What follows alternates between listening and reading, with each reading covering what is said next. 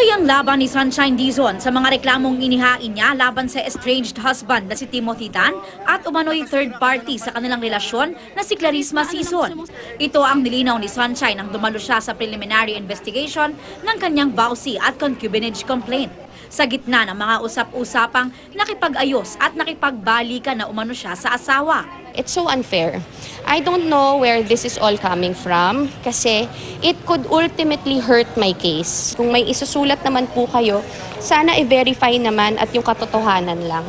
Inamin ni Sunshine na may mga pagkakataong nagkikita sila ni Tim, pero ito'y dahil pinapayagan daw niyang bumisita ito sa kanilang mga anak, gaya ng minsang nakita silang magkakasama sa isang mall.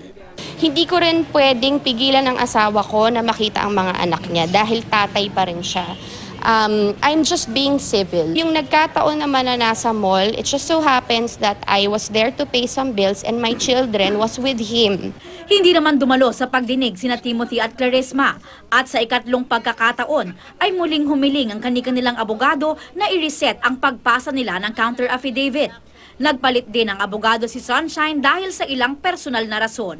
Ang sinabi na ng lawyer ko kanina is, we are expecting already that they will file their counter affidavit by the 29th. So we'll see. So please tulungan niyo po akong magdasal that we ultimately get justice. Aubrey Carampel, GMA News.